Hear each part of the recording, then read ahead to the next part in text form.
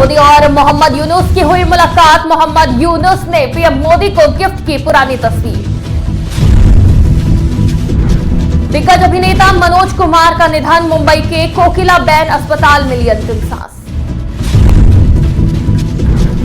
राज्यसभा में भी वक्फ संशोधन विधेयक पास। मंत्री किरेन रिजिजू ने दिया बड़ा बयान, कहा इस रिकॉर्ड को तोड़ना मुश्किल। संसद अनिश्चितकाल के लिए स्थगित। वक्फ संशोधन बिल पर सदन में जमकर हंगामा। विपक्ष ने पूछे कड़े सवाल।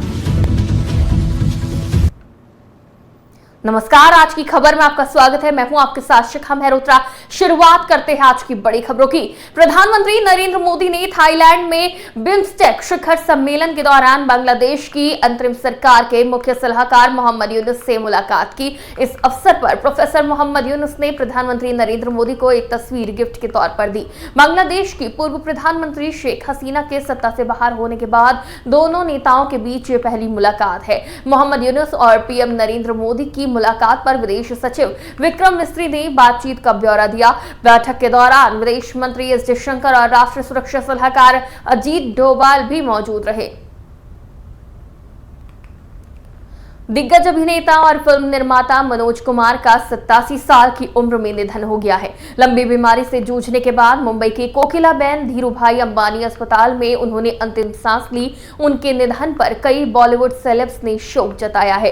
अंतिम संस्कार के बारे में जानकारी देते हुए कुणाल ने बताया कि उनका अंतिम संस्कार 5 अप्रैल 2025 को होगा। अभिनेता के चचेरे भाई मनीष आर गोस्वामी ने भी दुख व्यक्त करते हुए कहा, ये पूरे देश के लिए दुखद खबर है। देशभक्ति पर फिल्में बनाने का युग आज समाप्त हो गया। नमस्कार जी, मैं कुणाल गोस्वामी। अनफॉर्चुनेटली मेरे फादर मनोज कुमार जी का देहांत हो गया है आज सुबह 3:30 बजे कोकिला अंबानी हॉस्पिटल में। वो अस्वस्थ थे काफी टाइम से, लेकिन बड़ी शिद्दत से उन्होंने हर चीज का मुकाबला किया है और भगवान की कृपा है, शिरडी बाबा की दया है कि वो चैन से आराम से इस दुनिया से गए। कल सुबह उनका क्रिमेशन होगा। आप सब लोगों का धन्यवाद। साईं राम। सर, कितने दिन से बीमार थे और बीमारी उनकी काफी सालों से चल रही थी। अभी वो और 2 महीने में 88 ईयर्स के होने वाले थे, तो अभी वो 87 में वो स्वर्गवास हुए हैं। ऑल दीज ईयर्स जितने भी बनाए उन्होंने फिल्म, वो सब देखे ऑल पेट्रियोटिक। सो देश के साथ कनेक्टेड ही रहता है उनका ही was so fond of this and he also joined BJP for some time, but because of his health reason he could not continue, but he was very very fond of this party and देश के प्रति और देश के लिए जो भी अच्छा काम करते तो बहुत सराहते थे। तो मैं भी जब यहाँ पार्लियामेंट में आई, यहाँ मथुरा की सांसद बनी, तो मुझे बहुत हमेशा फोन में बात करते थे और पता करते रहते थे कि क्या क्या हो रहा है। एंड तब भी मैं बोलती थी कि आप why don't you continue your film making, बनाइए, आपके जैसे फिल्म मेकर्स नहीं है आजकल। हाँ हाँ करूंगा बोला, but it's very sad that he is not there any more. उनके साथ इतना beautiful memories are there working with him in such wonderful films, first started with सन्यासी, उसमें कितने अच्छे अच्छे गाने थे ना। so, गाना पिक्चराइज करने में भी he was an expert। उनको मालूम है कैसा प्रेजेंट करना है हीरोइन को, ऐसा एक डायरेक्टर थे वो। एंड जो भी फिल्म मैंने किया, अगर दूसरा भी डायरेक्टर होगा तो वो सिर्फ नाम के वास्ते होते हैं, क्योंकि he himself used to be directing. खुद को बहुत ही शौक था फिल्म मेकिंग में, और मेरे साथ 4 पिक्चर मुझे करने का अवसर मिला।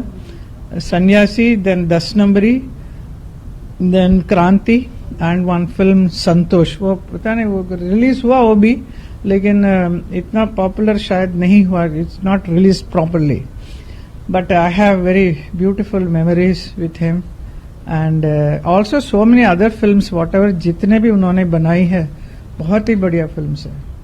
मनोज कुमार जी जो बहुत हमारे वेटरन और एक तरह से भारत कुमार के नाम से जिन्हें जाना जाता था, एक ऐसे कलाकार जिन्होंने देशभक्ति अपने फिल्मों के द्वारा एक हर भारतीय में जो है देशभक्ति का भाव और भावना जगाई। तो सारा जो हमारी फिल्म इंडस्ट्री है ऐसे कलाकार के निधन पर बहुत ज्यादा शोकमयी है और हम भी अपना शोक व्यक्त करते हैं। और हम संसद का बजट सत्र के दौरान लोकसभा और राज्यसभा की कार्यवाही अनिश्चितकालीन के लिए स्थगित कर दी गई है। इसके बाद केंद्रीय संसदीय कार्य और अल्पसंख्यक मामलों के मंत्री किरेन रिजिजू ने दोनों सदनों के कामकाज का ब्यौरा देश के सामने रखा। उन्होंने कहा, कल हमने राज्यसभा में एक महत्वपूर्ण उपलब्धि हासिल की है। हमने एक नया रिकॉर्ड बनाया है। हमने राज्यसभा में वक्फ संशोधन विधेयक पर 17 घंटे और 2 मिनट तक चर्चा की। इस रिकॉर्ड को तोड़ना बेहद मुश्किल लगता है। वक्फ संशोधन विधेयक पर चर्चा के दौरान एक भी व्यवधान नहीं हुआ। Important milestone we have achieved is yesterday in Rajya Sabha. We created a new record. The earlier record was in 1981 when the Parliament discussed on Essential Services Maintenance Act. So when the ESMA bill was discussed, passed and became an act, it took 15 hours and 51 minutes, and yesterday in Rajya Sabha it broke the record by devoting 17 hours and 2 minutes of discussion. So this is 2 minutes, 17 hours and 2 minutes. So a record, a history has been created, and for any circumstances this record to be broken seems to be extremely difficult, because to run the house consecutively for 2 days from 11 a.m. on 3rd to 4:02 a.m. in the morning. Lok Sabha के बाद राज्यसभा से भी वक्फ संशोधन विधेयक पारित कर दिया गया। अब राष्ट्रपति के हस्ताक्षर के बाद ये कानून बन जाएगा। इस मुद्दे पर संसद के बजट सत्र में जमकर हंगामा हुआ। विधेयक पास होने के बाद आज भी विपक्ष ने मामले में जोरदार हंगामा किया। पीडीपी प्रमुख महबूबा मुफ्ती ने वक्फ संशोधन विधेयक पारित होने पर कहा कि ऐसा नहीं होना चाहिए, ये अल्पसंख्यकों मुसलमानों की आस्था है। मैं समझती हूँ कि ये डाका डालने के बराबर है, जो बहुत गलत है। तो वहीं बिहार के मुख्यमंत्री विजय कुमार ने इस फैसले को सही बताया। कहा कि ये ऐसा प्रावधान है जो भ्रष्टाचार पर लगाम लगाएगा। देखिए, वक्फ जो विधेयक पारित हुआ है, यह करोड़ों लोगों के लिए न्याय की एक नई शुरुआत का प्रतीक है, जो वर्षों से वक्फ संपत्तियों से जुड़ी अनियमितताओं और भ्रष्टाचार के शिकार हो रहे थे। लोकसभा के बाद अब राज्यसभा से भी वक्फ बोर्ड संशोधन विधेयक का पारित होना एक ऐतिहासिक फैसला है। यह एक संशोधन नहीं, एक सवेरा है। और यह केवल कागजी सुधार नहीं, बल्कि मुस्लिम समाज से पसमानदा महिलाएं, गरीब वर्ग के हक में उठाया गया एक ऐतिहासिक कदम है। अब वक्फ ट्रिब्यूनल के फैसलों के खिलाफ हाईकोर्ट में अपील संभव हो सकेगा। यह ऐसा प्रावधान है जो भ्रष्टाचार पर लगाम लगाएगा और लंबे समय से चली आ रही एक तरफा व्यवस्थाओं में पारदर्शिता और जवाबदेही सुनिश्चित करेगा। मैंने बहुत बुरा है, ये नहीं होना चाहिए। इससे जो माइनॉरिटीज है, मुसलमान है, उनका इंस्टीट्यूशन है ये, और इस तरह से उसको बुलडोज करके पार्लियामेंट में, राज्यसभा में इसको पास करना, मैं समझती हूँ कि ये डाका डालने के बराबर है, जो बहुत गलत है, जो नहीं होना चाहिए। अब मानसून सेशन में मिलेंगे। बहुत बढ़िया रहा।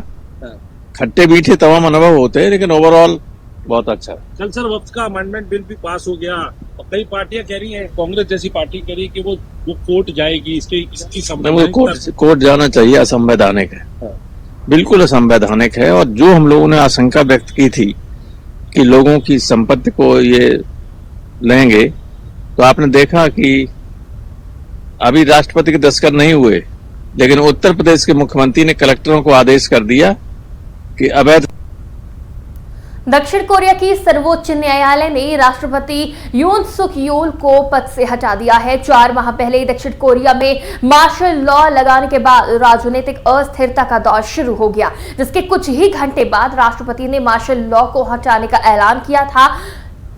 यून सुक यूल के मार्शल लॉ वाले कदम के खिलाफ न सिर्फ विपक्ष बल्कि देश के तमाम सांसद एकजुट नजर आए थे।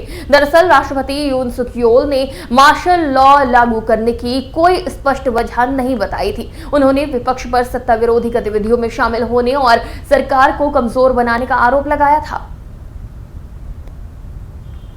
झारखंड में 21 जगह पर ईडी की छापेमारी की गई। दरअसल आयुष्मान योजना घोटाले में यह कार्रवाई हुई है। आरोप है कि बिना इलाज पैसे क्लेम कर लिए गए, इसके बाद भुगतान रोक दिए गए थे। ईडी अब इस मामले में मनी लॉन्ड्रिंग के तहत जांच कर रही है। 212 अस्पताल, इंश्योरेंस और दवा कंपनियां जांच के दायरे में है। मरीज बिना भर्ती किए गए ही भुगतान ले लिया गया। 40 करोड़ से ज्यादा का भुगतान अभी बकाया है।